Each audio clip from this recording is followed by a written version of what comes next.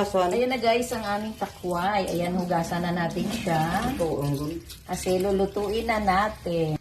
Ito pala guys, igigisa natin siya sa bawang, sibuyas at saka kamatis. Ang ating adobong takway. Ayan, hugasan na. At patutuluin. Ayan, ang ating adobong takway guys. Ayan, ang ating bawang. Siyempre, para din tayo guys nag-aadobo ng manok. Meron ding toyo, saka suka.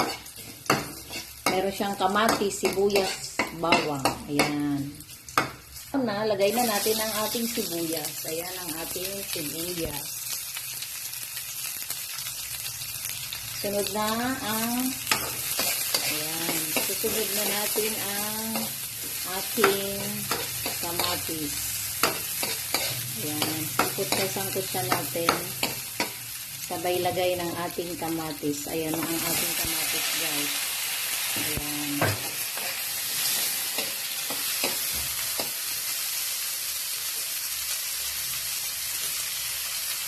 Ayan na guys, ilagay na natin ang takway. Ayan, ang ating adobong takway.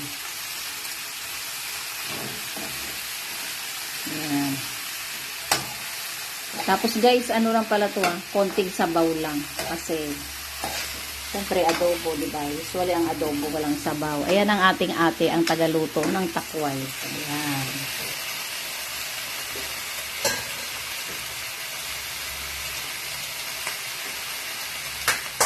Isa ng toyo.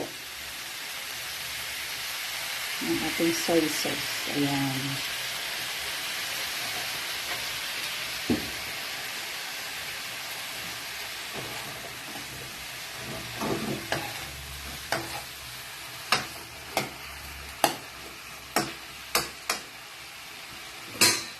Takpan muna natin siya guys at antayin natin lumiit yung kanyang mga tangkay. Saka natin siya lagyan ng tubig. Iwanan muna natin siya dyan sandali. Ayan, ayan na siya guys. Nagkaroon siya ng tubig pero hindi pa natin yan nilalagyan. Ayan. Ayan. Madami-dami na rin yung tubig niya. Kaya siguro kung maglalagay man tayo konting-konti na lang. Hindi na ganito. Oo, kasi pwedeng hindi na rin dahil marami na. Iwanan muna natin siya sandali hanggang sa siya ay maluto. Ito na. Ayan na guys, ang ating takway. Ayan, maluluto na. Siguro lagyan pa natin ng konting toyo. Parang maputla. Konti lang.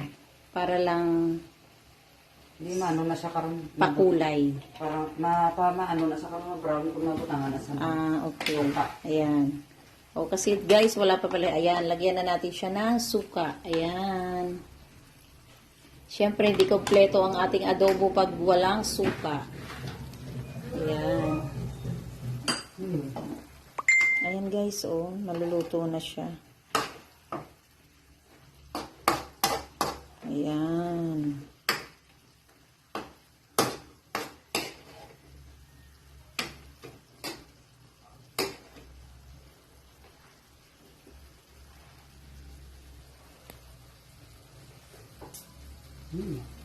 Sarap na siya guys. That's it for today's video. Luto na ang aming adobong takway. Ang bilis lang guys, no? Ganun lang.